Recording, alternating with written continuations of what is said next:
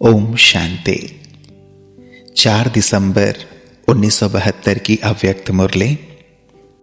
Heading है महावीर आत्माओं की रूहानी ड्रिल। प्राणेश्वर बाप दादा बोले, इस समय सभी कहां बैठे हो? साकारी दुनिया में बैठे हो व आकारी दुनिया में बैठे हो। आकारी दुनिया में इस साकार दुनिया के आकर्षण से परे अपने को अनुभव करते हो। वह आकारी रूप में स्थित होते साकारी दुनिया की कोई भी आकर्षण अपनी तरफ आकर्षित करती है। साकारी दुनिया के भिन्न भिन्न प्रकार के आकर्षण से एक सेकंड में अपने को न्यारा और बाप का प्यारा बना सकते हो। कर्म करते हुए कर्म बंधनों से परे बंधन युक्त से बंधन मुक्त स्थिति अनुभव करते हो। अभी अभी आप रूहानी महावीर महावीरनियों को डायरेक्शन मिले कि शरीर से परे अशरीरी आत्म अभिमानी बंधन मुक्त योग युक्त बन जाओ, तो एक सेकंड में स्थित हो सकते हो।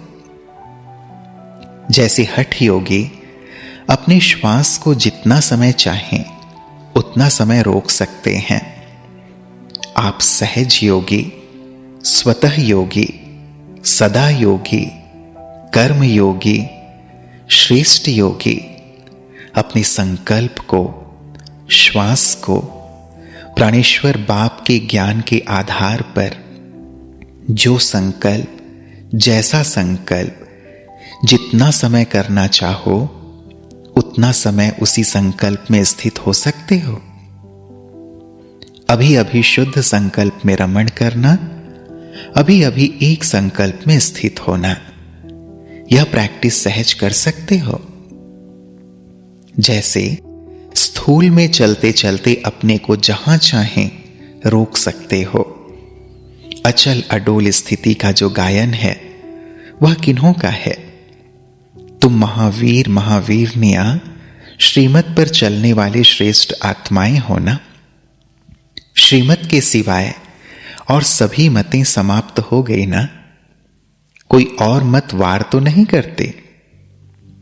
मनमत भी वार ना करे। शास्त्रवादियों की मतें, गुरुओं की मत, कलयुगी संबंधियों की मत, यह तो समाप्त हो ही गई। लेकिन मनमत अर्थात अपनी अल्पज्ञ आत्मा के संस्कारों के अनुसार संकल्प उत्पन्न होता है और उस संकल्प को वाणी व कर्म तक भी लाते हैं, तो उसको क्या कहेंगे? इसको श्रीमत कहेंगे?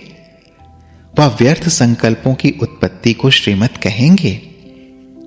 तो श्रीमत पर चलने वाले एक संकल्प भी मनमत व आत्माओं के मत अर्थात परमत पर नहीं कर सकते। स्थिति की स्पीड तेज न होने का कारण कुछ ना कुछ श्रीमत में मनमत व परमत मिक्स होती है। जैसे स्थूल कार चलाते हो, पेट्रोल के अंदर अगर जरा भी कुछ किचड़ा मिक्स हो जाता, रिफाइन नहीं होता है, तो स्पीड नहीं पकड़ेगी। ऐसे ही यहां भी स्पीड नहीं बढ़ती। चेक करो व कराओ कि कहीं मिक्स तो नहीं है। यह मिक्स फिक्स होने नहीं देती, डगमग होती रहती है। श्रेष्ठ आत्माएं, पद्मा पदम भाग्यशाली आत्माएं एक कदम भी पद्मों की कमाई के बिना नहीं गंवाते हैं। रूहानी ड्रिल आती है ना। अभी अभी निराकारी, अभी अभी आकारी, अभी अभी साकारी कर्मयोगी। देरी नहीं लगनी चाहिए। जैसे साकार रूप अपना है वैसे ही निराकारी आकारी रूप भी अपना ही है ना। अपनी चीज को अपनाना, उसमें देरी क्या? पराई चीज को अपनाने में कुछ समय लगेगा, सोच चलेगा, लेकिन यह तो अपना ही असली स्वरूप है।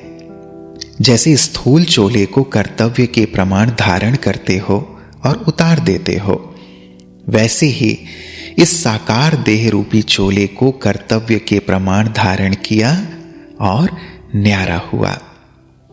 लेकिन जैसे स्थूल वस्त्र भी अगर टाइट होते हैं तो सहज उतरते नहीं हैं, ऐसे ही अगर आत्मा का यह देह रूपी वस्त्र देह के, दुनिया के, माया के आकर्षण में टाइट अर्थात खींचा हुआ है तो सरल उतरेगा नहीं, अर्थात सहज न्यारा नहीं हो सकेंगे। समय लग जाता है, थकावट होती है। कोई भी कार्य जब संभव नहीं होता है तो थकावट व परेशानी हो ही जाती है। परेशानी कभी एक ठिकाने टिकने नहीं देती। तो यह भक्ति का भटकना क्यों शुरू हुआ? जब आत्मा इस शरीर रूपी चोले को धारण करने और न्यारे होने में असमर्थ हो गई, यह देह का भान अपनी तरफ खींच गया, तब परेशान होकर भटकना शुरू किया।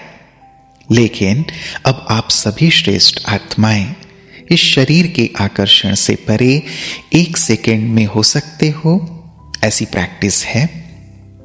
प्रैक्टिस की परीक्षा का समय कौन सा होता है? जब कर्म भोग का जोर होता है। कर्मेंद्रियां बिल्कुल कर्म भोग के वश अपनी तरफ आकर्षण करें, जिसको कहा जाता है बहुत दर्द है।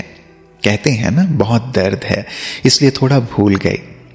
लेकिन यह तो टग ऑफ वॉर का समय है। ऐसे समय कर्म भोग को कर्म योग में परिवर्तन करने वाले, साक्षी हो, कर्मेंद्रियों को भोगवाने वाले जो होते हैं, उनको ही अष्ट रत्न कहा जाता है, जो ऐसे समय विजयी बनकर दिखाते हैं। क्योंकि अष्ट रत्नों में सदैव अष्ट शक्तियां कायम रहती हैं। ऐसे अष्ट ही भक्तों को अल्पकाल की शक्तियों का वरदान देने वाले इष्ट बनते हैं। ऐसे अष्टभुजाधारी अर्थात अष्ट शक्ति संपन्न शक्ति रूप महावीर महावीरनियां 1 सेकेंड में संकल्प को कंट्रोल करने में सर्वश्रेष्ठ आत्माएं, सर्व आत्माओं को बाप का परिचय दिलाने वाली आत्माएं, बिछुड़ी हुई आत्माओं को बाप से मिलाने वाली आत्माएं, प्यासी आत्माओं को सदा काल के लिए तृप्त करने वाली आत्माएं, बंधन मुक्त, योग युक्त, युक्ति युक्त, जीवन मुक्त आत्माओं को याद, प्यार और नमस्ते। आगे भी बाबा ने कहा, मेला अर्थात मिलन। यहां अंतिम मेला कौन सा होगा? संगम की बात सुनाओ। कर्मातीत अवस्था भी तब होगी जब पहले मेला होगा। बाप के संस्कार, बाप के गुण, बाप के कर्तव्य की स्पीड और बाप के अव्यक्त निराकारी स्थिति के स्टेज, सभी में समानता का मेला लगेगा। जब आत्माएं बाप की समानता के मेले को मनावेंगे, तब जय जयकार होगी, विनाश के समीप आवेंगे। बाप की समानता ही विनाश को समीप लावेगी। मेला लगने के बाद क्या होता है? ओम शांति। तो आत्माएं भी मेला मनावेंगे, फिर वानप्रस्थ में चली जावेंगे। वानप्रस्थ कहो अथवा कर्मातीत कहो, लेकिन पहले यह मेला होगा। अच्छा, ओम शांति।